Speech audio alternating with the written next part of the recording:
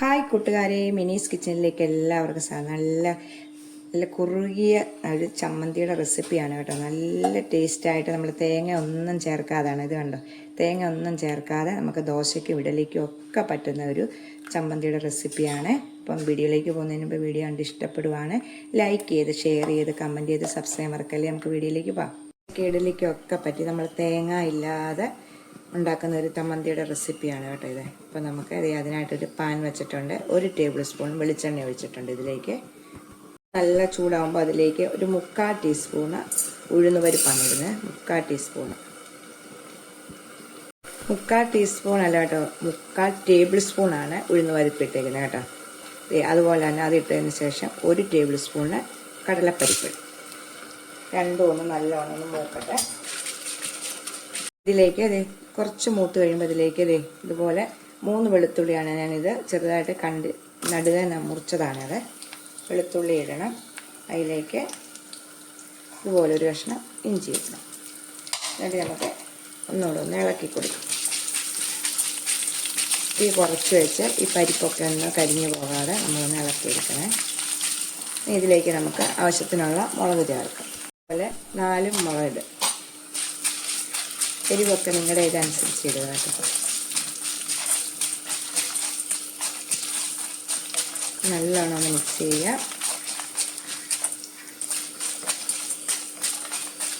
ഇത് മൂത്ത് വരുമ്പോൾ ഇതിലേക്ക് ഒരു മീഡിയം സൈസ് ഒരു സബോള ചെറുതായിട്ട് കനം കുറച്ച് അരിയും.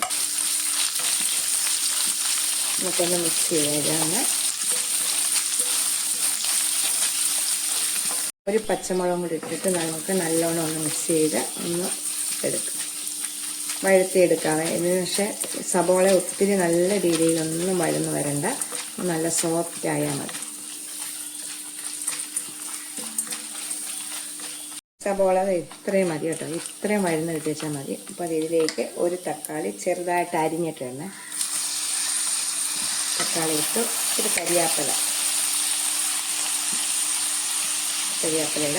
നമുക്ക് കാശ്മീരി മുളക് പൊടി ഇടാം അതിലേക്ക്. അപ്പോൾ നമ്മൾ ഉപ്പ് ചേർക്കത്തില്ല, ഇച്ചിരി ഉപ്പ് ഇതിലേക്ക് ഇടാം. ഇത് അരച്ചെടുക്കാൻ ആവശ്യമായത്ര ഉപ്പ്. ഇതിലേക്ക് ഒരു 1/2 ടേബിൾ സ്പൂണ് കാശ്മീരി മുളക് പൊടി ചേർത്തിട്ടുണ്ട്. ഇത് കാശ്മീരി മുളക് പൊടി എരിവ് വരത്തില്ല, അതുകൊണ്ട് ഇച്ചിരി കളറ് കിട്ടാൻ വേണ്ടിയാണ് നമ്മൾ കാശ്മീരി. എരിവിന് വേണ്ടി നമ്മൾ പച്ചമുളകും ചേർത്തിട്ടുണ്ട്, സാദാ മുളകും ചേർത്തിട്ടുണ്ട്. അപ്പം നമുക്കിനി ഇതിലേക്ക് 2 നുള്ളു കായപ്പൊടിയും കൂടെ ചേർക്കാം. നമുക്ക് നല്ലോണം ഒന്ന് മിക്സ് ചെയ്ത് ഉപ്പെല്ലാം എല്ലായിടത്തും എത്തത്തക്ക വിധം ഒന്ന് മിക്സ് ചെയ്തിട്ട് നമുക്കൊന്ന് മൂടി വെക്കണേ. 1 മിനിറ്റ് ഒന്ന് നമുക്ക് മൂടി വെച്ച് ഇത് തക്കാളി ഒന്ന് നല്ല സോഫ്റ്റ് ആകുന്നത് വരെ നമുക്കൊന്ന് മൂടി വെക്കാം. ഇപ്പോൾ നമ്മളൊന്ന് മൂടി വെച്ചിട്ടുണ്ട്. 1 മിനിറ്റ് ഇരിക്കട്ടെ. ഇപ്പോൾ തക്കാളി ഒന്ന് നല്ല സോഫ്റ്റ് ആയിട്ട് ആ തക്കാളിയുടെ വെള്ളം എല്ലാം ഇറങ്ങി നല്ല സോഫ്റ്റ് ആവും. 1 മിനിറ്റൊക്കെ കഴിഞ്ഞിട്ടുണ്ട്, 12 മിനിറ്റ് ആയിട്ടുണ്ട്. ഉണ്ടോ, നല്ല സോഫ്റ്റായി തക്കാളിയൊക്കെ നല്ലോണം ഒന്ന് വെന്ത് ശരി. മുളക് പൊടിയുടെയൊക്കെ പച്ചച്ചവയെല്ലാം മാറി നല്ല രീതിയിൽ ഇത് കിട്ടും. നമുക്കിനി ഇതൊന്ന് തീ ഓഫ് ചെയ്ത ശേഷം നല്ലോണം ഒന്ന് ആറട്ടെ. ആറിയ ശേഷം മിക്സിയുടെ ജാറിയിട്ട് നമുക്ക് അരച്ചെടുക്കാം. തീ ഓഫ് ചെയ്തിട്ടുണ്ട്, ഇതൊന്ന് ആറട്ടെ. നല്ലോണം ആറിയിട്ടുണ്ട് കേട്ടോ. നമുക്ക് ഇതൊന്ന് മിക്സിയുടെ ജാറിലേക്ക് ഇട്ടൊന്ന് നമുക്ക് അരച്ചുകൊണ്ട് വരാം. ആദ്യമേ നമ്മൾ അരയ്ക്കുമ്പോഴത്തേക്ക് ഇത് വെള്ളം ഒഴിക്കാതൊന്ന് ആദ്യത്തെ പ്രാവശ്യം ഒന്ന് കറക്കിയെടുക്കുക. എന്നിട്ട് നമുക്ക് ഒരു 1/2 കപ്പ് വെള്ളം കൂടെ ഒഴിച്ചിട്ട് നമുക്ക് അരച്ചുകൊണ്ട് വരാം. നമ്മുടെ മിക്സിയുടെ ജാറിലേക്ക് ഇട്ടിട്ടുണ്ട്. നമുക്ക് ഇതിലേക്ക് ഈ മധുരവും ഈ പുളിയെല്ലാം ഒന്ന് ബാലൻസ് ചെയ്യാൻ വേണ്ടി 1/2 ടീസ്പൂൺ ഈ ശർക്കരപ്പൊടിയും കൂടെ ചേർത്ത് നമുക്ക് ഒന്ന് അരച്ചുകൊണ്ട് വരാവേ.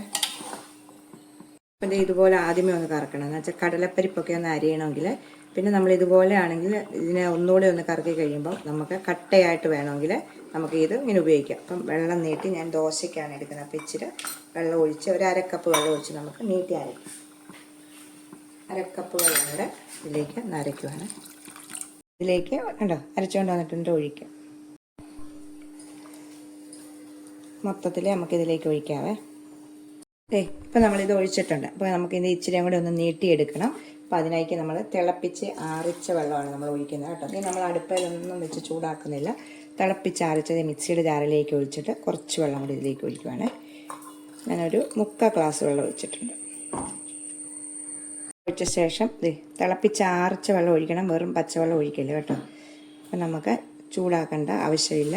അപ്പം വേണ്ട നല്ല കുറുന്തൈര് പോലെ ഉണ്ട്. നമ്മളിപ്പം ദോശയ്ക്ക് വേണ്ടി എടുത്തപ്പോൾ ഇച്ചിരി നീട്ടിയെടുത്തതാണ്. അപ്പം നമുക്ക് വെള്ളം ഒഴിച്ചപ്പോൾ ഇച്ചിരി ഉപ്പ് കൂടെ നമുക്ക് ഇതിലേക്ക് ചേർക്കാം.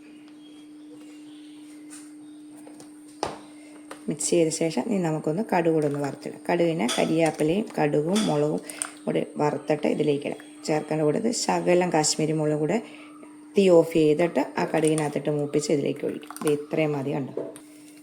കടുക് വറുത്ത് നമ്മൾ കടുകെല്ലാം വറുക്കുന്നതിൻ്റെ കൂടെ തീ ഓഫ് ചെയ്ത് ഇച്ചിരി കാശ്മീരി മുളക് കൂടിയും കൂടി ഇതിലേക്കൊന്ന് ചേർക്കണം കേട്ടോ. നല്ലൊരു കളർ കൂടെ കിട്ടും, നല്ല ടേസ്റ്റുമാണ്. അപ്പം കൂട്ടുകാരെ എല്ലാവരും ഒന്ന് ട്രൈ ചെയ്ത് നോക്കണം. നമുക്ക് പെട്ടെന്ന് ഉണ്ടാക്കാൻ പറ്റുന്നതാണ്. ഇത് മിക്കവരും ഒക്കെ ഉണ്ടാക്കുന്നതായിരിക്കും. അതുപോലെ നമുക്ക് ചൂട് ദോശ കണ്ടോ, നല്ല പഞ്ഞി പോലത്തെ ദോശയാണ് കേട്ടോ. ദോശയ്ക്കകത്തോട്ട് നല്ല കുറുന്തൈര് പോലെ നല്ല ടേസ്റ്റാണ് ഈ ചമ്മന്തി കേട്ടോ. നമുക്ക് തേങ്ങ ഒക്കെ ഇല്ലാത്തപ്പോൾ പെട്ടെന്ന് തന്നെ നമുക്ക് അരച്ചെടുക്കാം കണ്ടോ. എല്ലാവരും ഒന്ന് കണ്ട് ട്രൈ ചെയ്ത് നോക്കുക കേട്ടോ. അപ്പം നമുക്ക് അടുത്ത വീഡിയോയിൽ കാണാം. ടാറ്റാ.